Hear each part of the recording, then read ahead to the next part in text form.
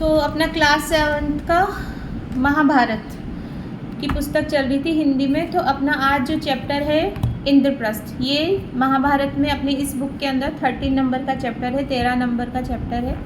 तो हम देखते हैं इंद्रप्रस्थ में क्या क्या हमें यहाँ पर गिवन है, उसको हम यहाँ पर पढ़ते हैं महाभारत में इंद्रप्रस्थ के बारे में। तो चलो स्टार्ट करते हैं परी। द्रौपदी के स्वयंवर में जो कुछ हुआ था, अपन ने जो प्रीवियस महाभारत वाला चैप्टर पढ़ा था वो द्रौपदी का स्वयंवर पढ़ा था ना, तो वैसा ही दिया है। द्रौपदी के स्वयंवर में जो कुछ हुआ था उसकी खबर जब हस्तिनापुर पहुंची तो विदुर बड़े खुश हुए। धृतराष्ट्र के पास दौड़े गए और बोले, पांडव अभी जीवित हैं। राजा द्रुपद की कन्या को स्वयंवर में अर्जुन ने प्राप्त किया है। कौन जाके बोला?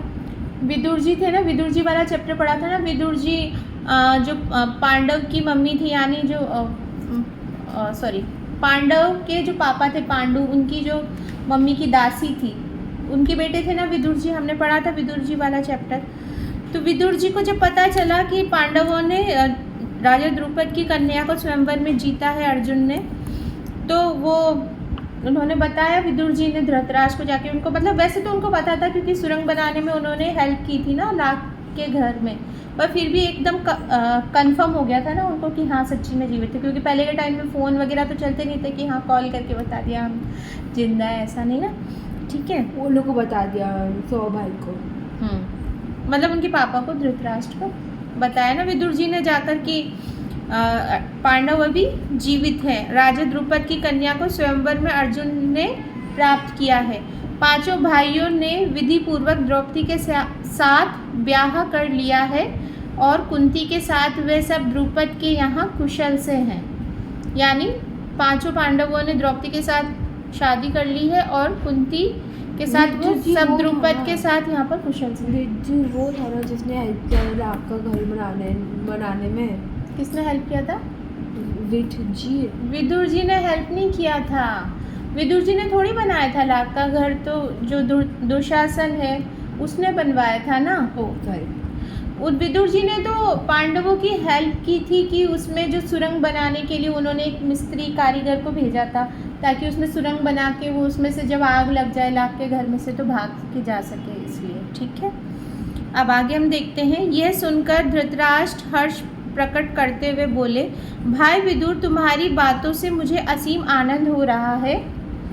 राजा द्रुपद की बेटी हमारी बहू बन गई है, यह बड़ा ही अच्छा हुआ। धृतराष्ट्र बोले कि मेरे को ये सुनकर बहुत अच्छा लगा कि एक तो पांडव जीवित है और जो राजा द्रुपद है उनकी जो पुत्री है यानी जो द्रौपदी, वो हमारी क्या बन गई है? बहू बन गई है।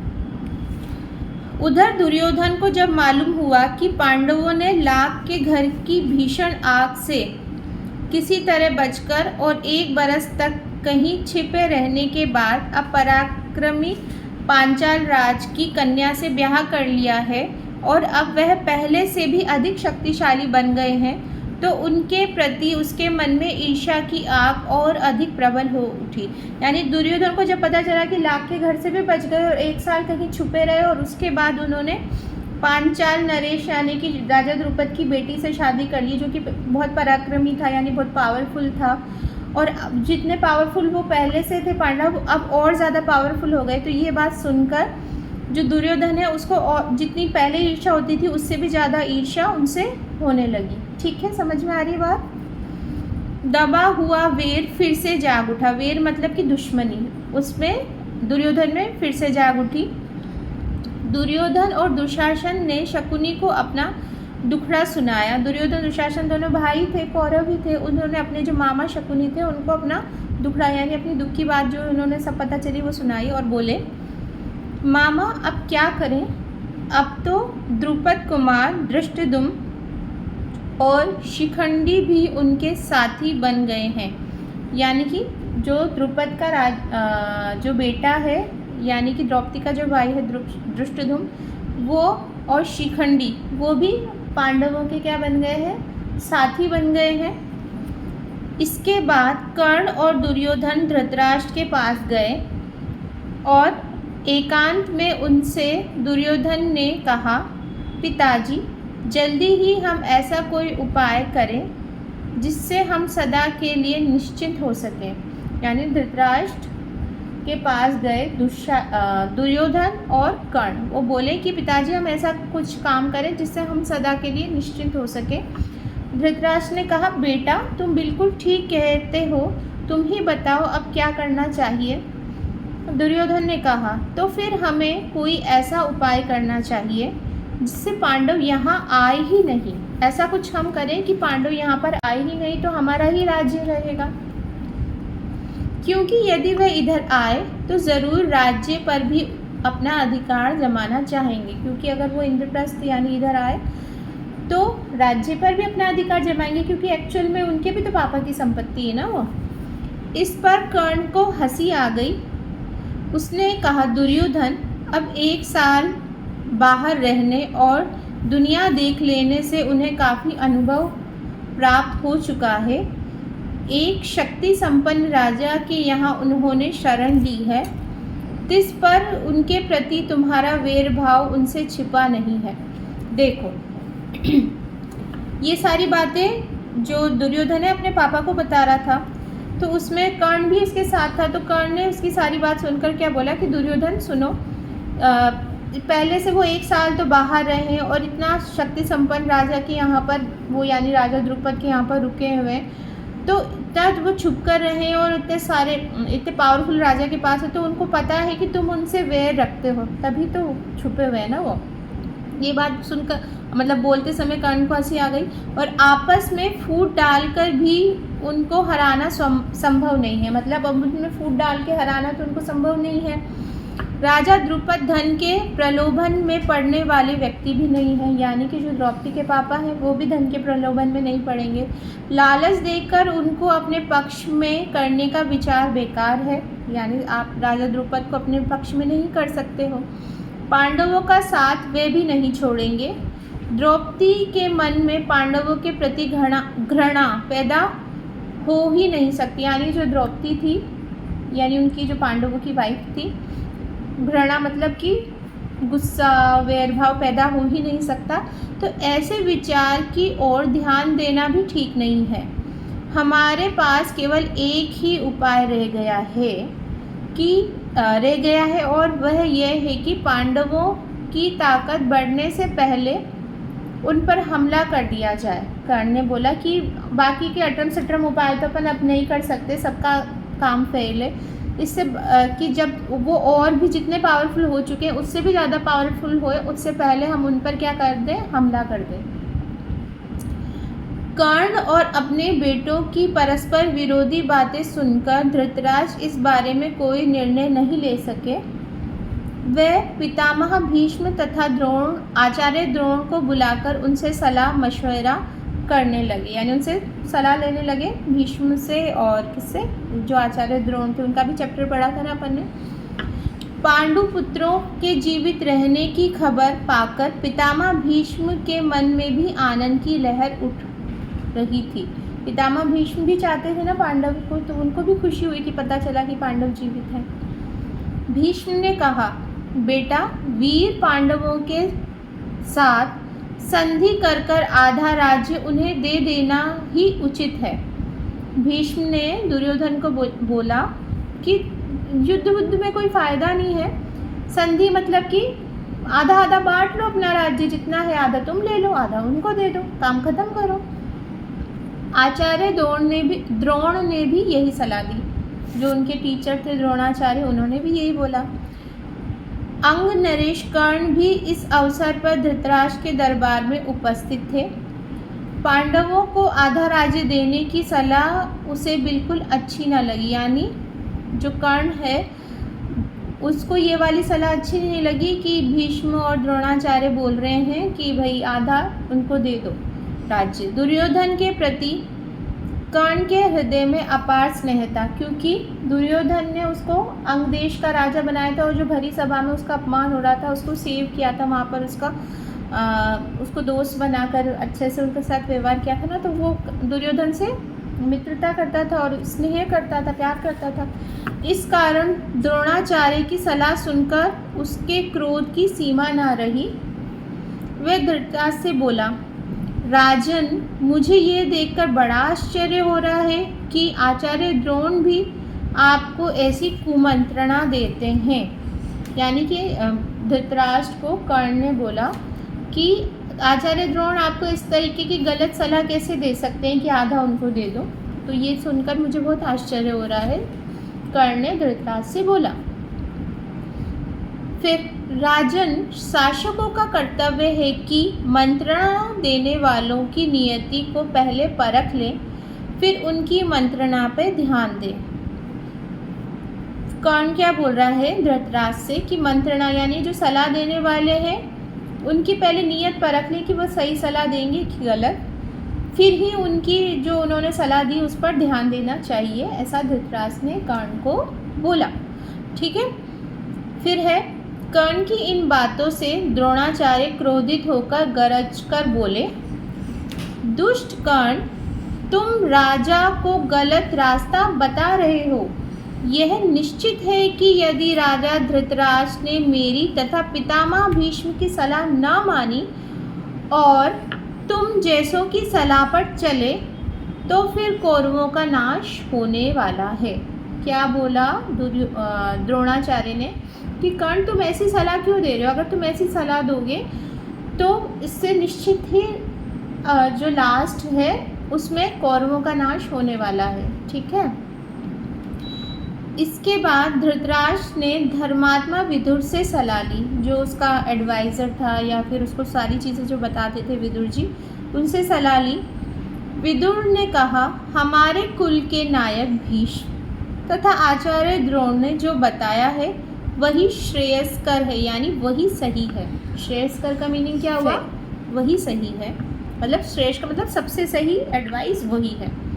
कर्ण की सलाह किसी काम की नहीं है। विदुर जी ने बोला कर्ण ने जो सलाह दी है वो कोई काम की नहीं है, जो द्रोणाचार्य जी ने और भीष्म ने दी है वो सलाह सबसे सही है। अंत में सब सोच विचार कर धृतराष्ट्र ने पांडु के पुत्रों को आधा राज्य देकर संधि कर लेने का निश्चय किया और पांडवों को द्रौपदी तथा कुंती सहित सादर लिवा लाने के लिए विदुर को पांचाल देश भेज दिया। समझ में आ गया? इसमें तो कोई समझाने वाली लाइन नहीं है। यानी कि उसने डिसाइड कर लिया सबकी बातें सुनकर कि उनको आधा राज्य दे देते हैं और उनको बुला लेते हैं। वो पांचाल में ही ना भी शादी करके वहीं रुके हुए थे कि उनको सकुशल ले आते हैं आदर सहित और उनको आधा राज्य दे देते हैं।